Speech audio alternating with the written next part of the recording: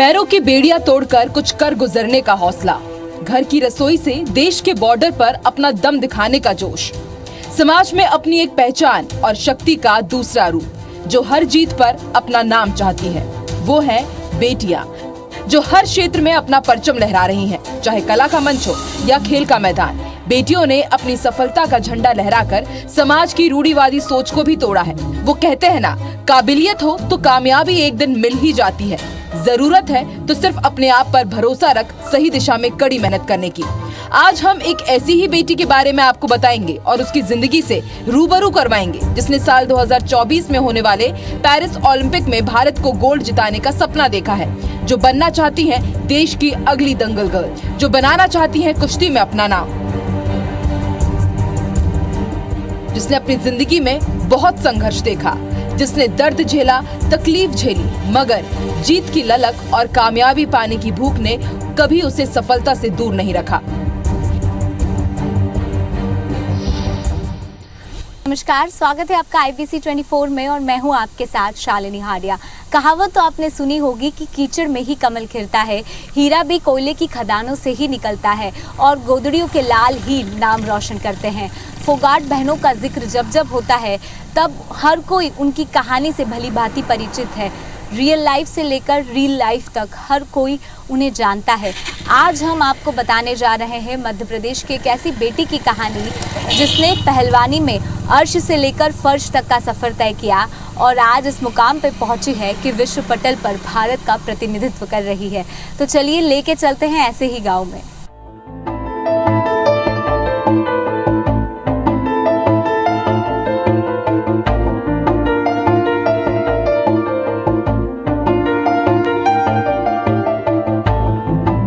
अब हम आप पहुंचे हैं मध्य प्रदेश के देवास जिले के खातेगांव से 30 किलोमीटर दूर बचखाल गांव में।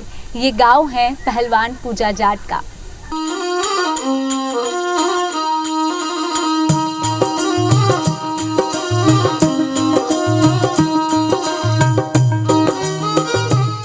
देवास जिले के खातेगांव से 30 किलोमीटर दूर बचखाल गांव में 1 मार्च साल 2001 को पूजा का जन्म हुआ था।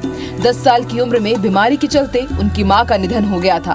पूजा के परिवार में पिता प्रेम नारायण के अलावा 2 छोटे भाई हैं। उनकी जिम्मेदारी के साथ ही पूजा ने 10 साल की उम्र से खेलना शुरू किया और सिर्फ 20 साल की उम्र में 13 मेडल अपने नाम कर लिए।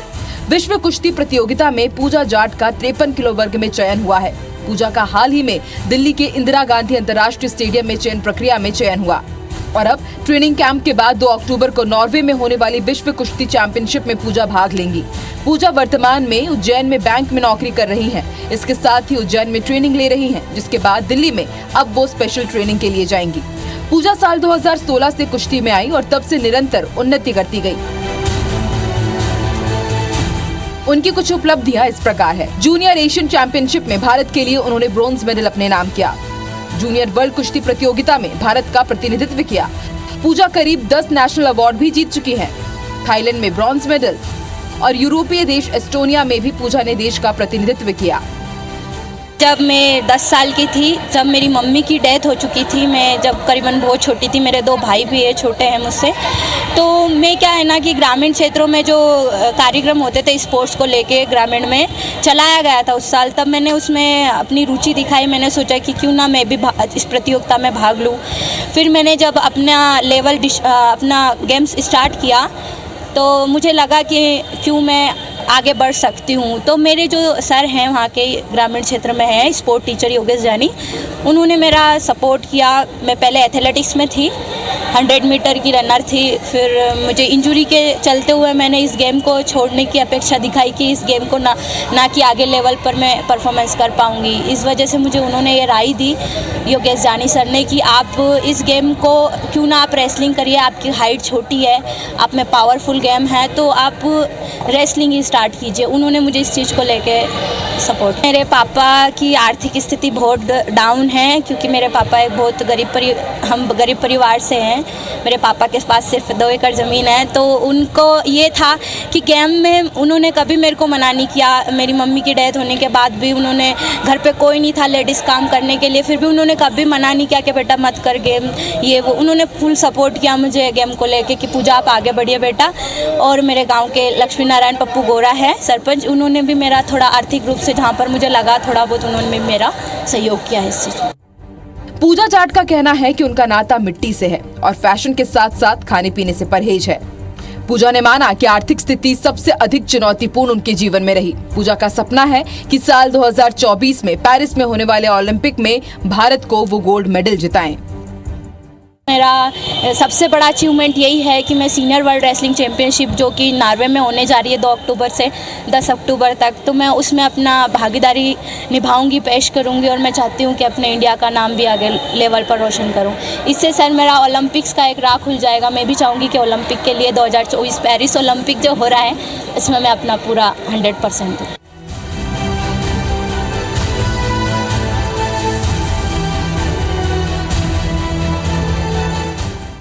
गांव कैसा भी हो, हालात कैसे भी हो, लेकिन देश की बेटी और शिवराज मामा की भांजी हर एक परिस्थितियों का डट के मुकाबला कर कर वो हर एक मुकाम हासिल करती है जिसका लक्ष्य वो निर्धारित करती है।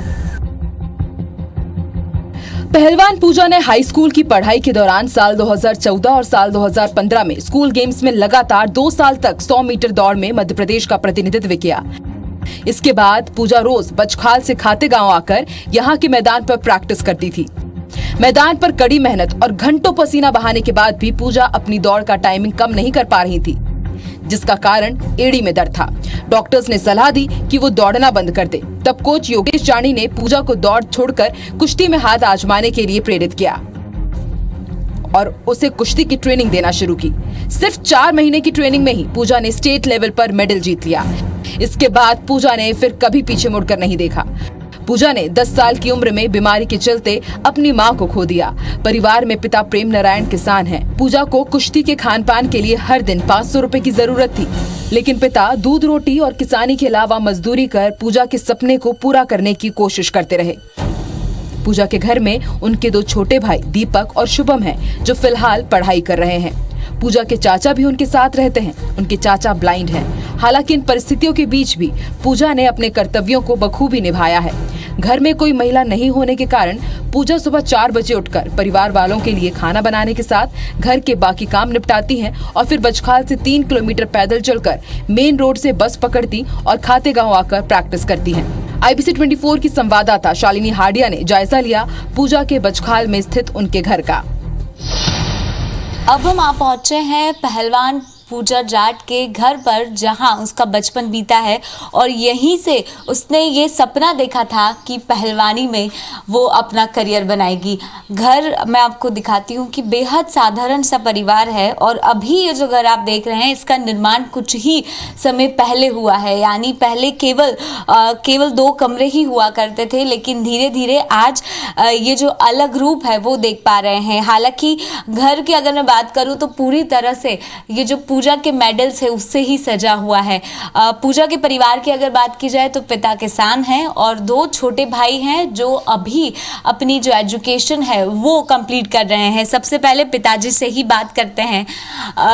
कैसे आप देखते हैं, आपने कब ऐसा सोचा, पूजा ने कब आपको ये इच्छा जाहिर की थी कि उसको कुश्ती करनी है, और क्या इसके पहले आपके गांव में कोई आपने महिला को कुश्ती करते देखा था क्या? नहीं, कुछ नहीं देखा। वो तो उसके उसमें ही मन में विचार आ गया है कि देखने में कि कुश्ती अपन लड़ते हैं, मतलब रनिंग करते हैं, दौड़ने में उसको बचपन से इतना शौक था उसको कि मेरे से वो कुश्ती लड़ने लग जाती थी। पंजा लगा के छोटी छोटी जोड़, हम दोनों बाप बेटे बहुत मस्ती करते थे। इसके बाद में वो धीरे धीरे जाने लगी कि उसको शौक लग गया कि मैं कुश्ती लड़ूँ, रनिंग करूँ, दौड़ने।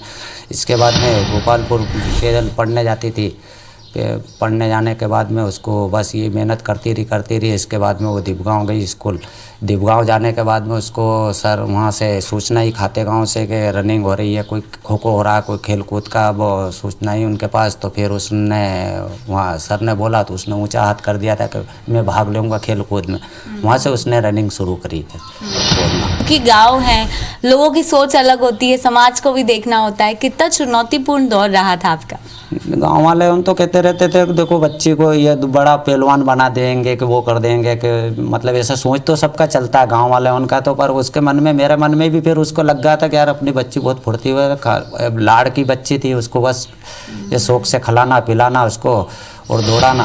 तो फिर कुश्ती में होने के बाद में तो फिर मैंने गोरा जी को आगे बात करी, हमारे सरपंच साहब है उन्होंने फिर उसको दोनों ने विचार, योगेश जी ने उनने विचार करके उसको कुश्ती में भाग लिवाया। तो फिर गोरा जी ने उसको इंदौर भी छोड़ा मल्लार आश्रम में, वहाँ से फिर उसको वहाँ सूट नहीं हुआ तो फिर उनने हरियाणा छोड़ी उसको कुश्ती में। वहाँ से फिर आने के बाद में भोपाल एकेडमी में वो हो गई सूट, फिर वहाँ से उसका मेडल लगते ही रहा, चलता रहा कुश्ती में। प्रेम नारायण जी, बहुत मुश्किल दौर होता है, आपने अपनी पत्नी को भी खोया और बच्चे भी उस समय काफ़ी छोटे थे।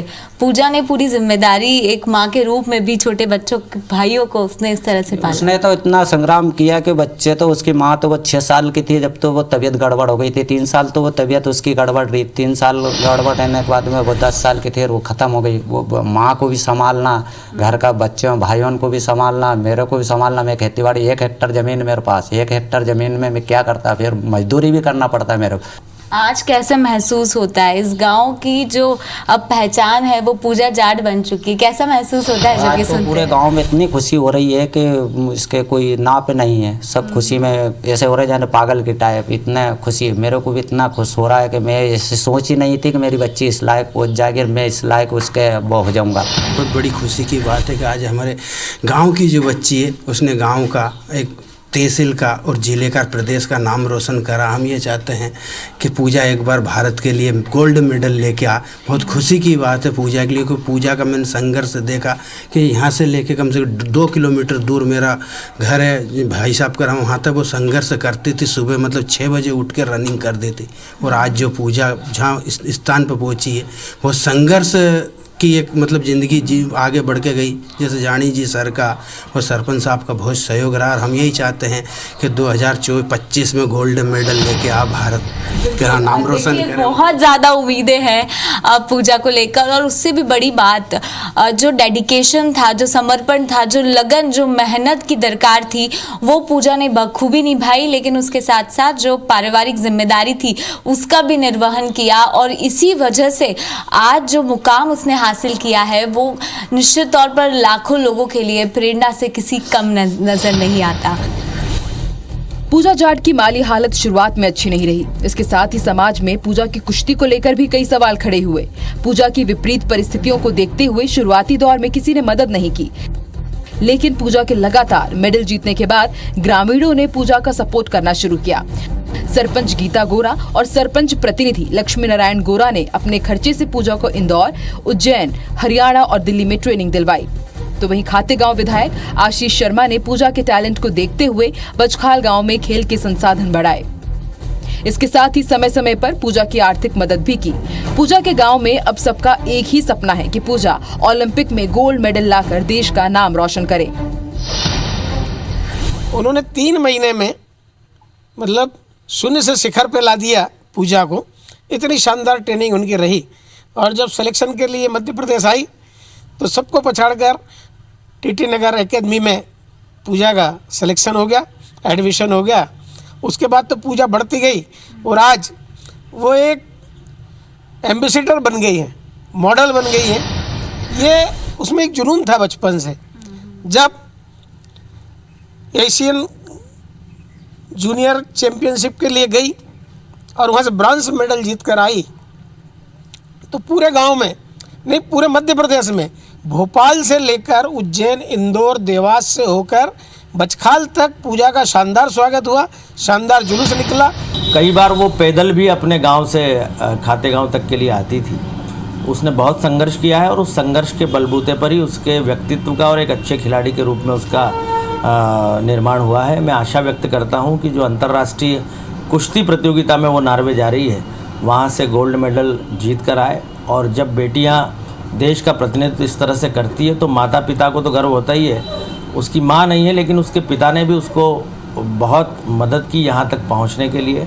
समाज का भी अच्छा सहयोग मिला और जब वो पदक जीत कर आएगी तब निश्चित ही इस खातेगांव विधानसभा क्षेत्र और पूरे मध्य प्रदेश का नाम रोशन होगा। बेटियां बहुत अच्छा प्रदर्शन खेलों में कर रही हैं, समाज का नज़रिया भी बेटियों के प्रति बदला है और इसी के कारण आपने देखा होगा, चाहे ओलंपिक हो या पैरा ओलंपिक हो, भारत के खिलाड़ी अच्छा प्रदर्शन कर रहे हैं। सरकार जब खिलाड़ियों के साथ खड़ी होती है, उन्हें साजो सामान उपलब्ध कराती है और उन्हें खेलने के लिए मंच प्रदान करती है, तो भारत की प्रतिभाएं मैं मानता हूं दुनिया के किसी भी देश से कम नहीं है। और इसी कारण भारत का नाम, मध्य प्रदेश का नाम खेलों में निरंतर आगे बढ़ रहा है। पिछले साल ही कोरोना काल में ही पूजा के पिता प्रेम नारायण जाट ने पूजा की शादी हरियाणा में की है। पूजा के पति भी पहलवान हैं और वर्तमान में उज्जैन में स्पोर्ट्स अकादमी में कार्यरत हैं, जहां पर छात्रों को स्पोर्ट्स की ट्रेनिंग दी जाती है। पूजा को अब परिवार के साथ ही समाज और सरकार का भी सहयोग है और लक्ष्य केवल एक, भारत का नाम रोशन करना है। महिला पहलवानों के संघर्ष कहीं ज्यादा होते हैं, उसके बारे में भी बताएंगे।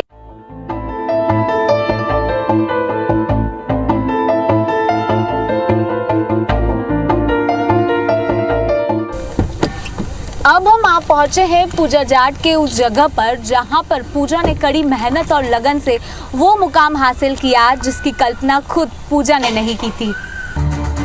पूजा जाट की सफलता के पीछे एक अहम किरदार भी है, जिसकी सलाह से पूजा आज देश का नाम रोशन कर रही हैं। पूजा शुरुआत से ही रोज बचखाल से खातेगांव आकर कोच योगेश जानी से ट्रेनिंग लेती थी। शुरुआत में पूजा रनिंग में जाना चाहती थी, लेकिन एड़ी के दर्द के कारण वो ये कर नहीं सकी। उस समय पूजा बेहद निराश भी हुई, लेकिन कोच योगेश ने पूजा में कुश्ती के प्रति उसकी छिपी खेल प्रतिभा को पहचान कर कुश्ती में हाथ आजमाने के लिए प्रेरित किया और इसके लिए कड़ी कुश्ती की ट्रेनिंग भी दी। कोच के द्वारा दी गई ट्रेनिंग से ही पूजा ने स्टेट लेवल पर अपना पहला मेडल जीता। इसके बाद अब विश्व पटल पर अपना परचम लहरा रही हैं। जानी ने बताया कि एशियन रेसलिंग चैंपियनशिप के लिए 53 किलोग्राम वर्ग में अपनी जगह पक्की कर ली है। पूजा इस वर्ग में एशियन चैंपियनशिप में भाग लेने वाली मध्य प्रदेश की पहली महिला खिलाड़ी होंगी। इसके साथ ही भारत में 8 महिला प्रतिनिधित्व करेंगी। मेरे साथ पूजा के कोच हैं योगेश जी, उन्हीं से बात करते हैं। योगेश जी, कैसा महसूस हुआ जब आपने देखा कि विश्व चैंपियनशिप में पूजा भारत का प्रतिनिधित्व करेगी? पहली फीलिंग क्या थी आपकी? बहुत गर्व महसूस हो रहा है मैडम कि एक छोटी सी जगह से निकल के और आज इंडिया लेवल पर, विश्व स्तर पर खेलने जा रही है यहाँ की बेटी, जिसको मैंने बड़ा छोटा सा लक्ष्य लेके ये किया था कि कहीं ना कहीं बिटिया हमारी जो है मध्य प्रदेश का नाम रोशन करे, लेकिन उसकी मेहनत बोली और आगे चल के उसकी सुविधाएं मिलती गई और आज वो इंडिया लेवल पर नहीं बल्कि वर्ल्ड लेवल पर जाने को तैयार है और हमें आशा है कि बेटिया इसी प्रकार से इस क्षेत्र का नाम गौरवान्वित करेगी। तो बहुत साधारण परिवार से है पूजा, हमने उसका बैकग्राउंड भी देखा, कैसे आपने मेहनत की, क्योंकि आर्थिक, मानसिक हर तरीके से परिवार को तैयार करना किसी बड़ी चुनौती से कम नहीं होगा। जी मैडम, मैं मानता हूँ इस चीज़ को, लेकिन किसी चीज़ की अगर यदि आप ठान लेंगे तो परिस्थितियाँ आपके अनुकूल होती चली जाएगी।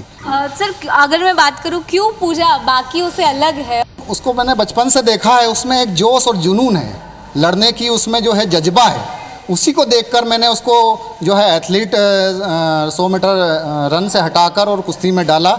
मैंने उस समय सोचा था कि बिटिया कुछ ना कुछ ज़रूर पावर गेम में कुछ करेगी और मेरे सपने को आज वो साकार कर रही है। कम संसाधनों के बावजूद ऐसे होनहारों को तैयार करना इतना आसान नहीं होता, लेकिन पूजा की कहानी यही सीख देती है कि अच्छे गुरु मिल जाए तो हर एक मुश्किल का सामना करना आसान हो जाता है।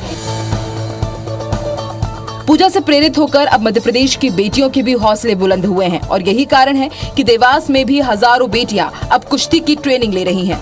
पूजा के गांव के साथ ही अब प्रदेश के अलग अलग जिलों से बेटियां खातेगांव स्थित शासकीय मॉडर्न उच्चतम माध्यमिक विद्यालय में ट्रेनिंग लेने के लिए पहुंच रही हैं। ये वही ट्रेनिंग सेंटर है जहाँ से पूजा ने अपने सपनों की उड़ान भरी थी और अब यही सपने अब देश की बेटियां भी सजोए हुए हैं। IBC 24 की संवाददाता शालिनी हाडिया ने पूजा के ट्रेनिंग सेंटर का जायजा लिया और बताया कि कितनी कड़ी मेहनत के बाद देश को एक अच्छा पहलवान मिलता है।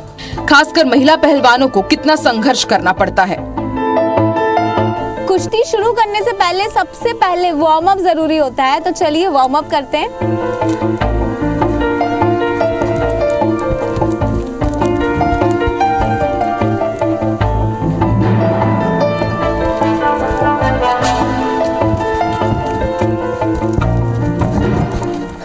वाकई में इतनी रनिंग करना आसान नहीं होती है, लेकिन ज़रूर मैंने कोशिश की और आप देख सकते हैं अभी ऐसे ही जो प्रैक्टिस है वो चालू रहती है।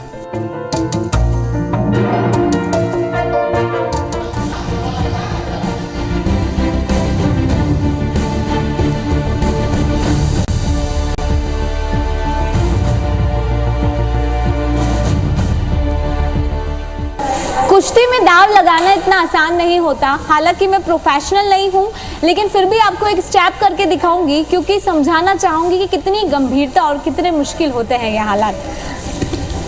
ये जो मैंने दाव लगाया है ये है धोबी पछाड़। ये वही नौनिहाल है जो आने वाले दिनों में पूजा की तरह एक कामयाब रेसलर बनना चाहते हैं और उसी की तरह अपना जो जीवन है और एक अलग प्लेटफॉर्म जो है वो देने की कोशिश करना चाहते हैं। प्लेयर से ही बात करते हैं हम, काफ़ी मेहनत होती है और हर दाव में अपना एक अलग एहसास होता है। पूजा आपके साथ ही गई है, आपके साथ उसने बहुत बार खेला भी है। कैसा महसूस होता है जब वो उस मुकाम पर पहुंच गई है? हमें बहुत अच्छा लग रहा है। हमारे ग्राउंड से पूजा दीदी गई है वो, और यहाँ पे प्रैक्टिस करती थी हमारे साथ, और हमको बहुत अच्छा लग रहा है क्योंकि यहाँ से वो प्रैक्टिस करती थी और आज नेशनल लेवल पर खेल रही है। तो यहाँ पर भी कम से कम 20-30 लड़कियाँ प्रैक्टिस करती है।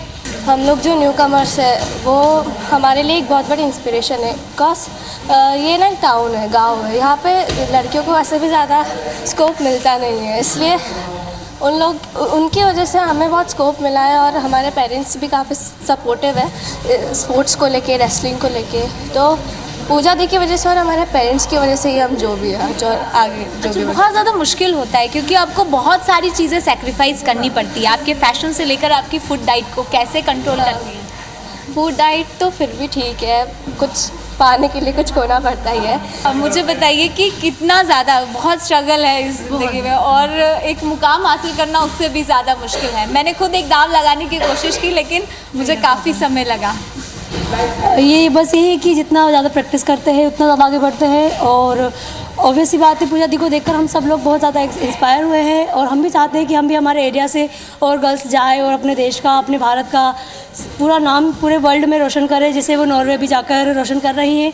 हमको जाने जी ने बहुत सपोर्ट किया है। हम रोज़ सुबह शाम 2-2 घंटे प्रैक्टिस करते हैं और हम सोचते भी हैं कि हम बहुत परिस्थिति से ऐसे गुजरे हैं कि हमने ऐसे प्रैक्टिस करी है, पर करेंगे हम, वो दीदी जैसा बनेंगे हम।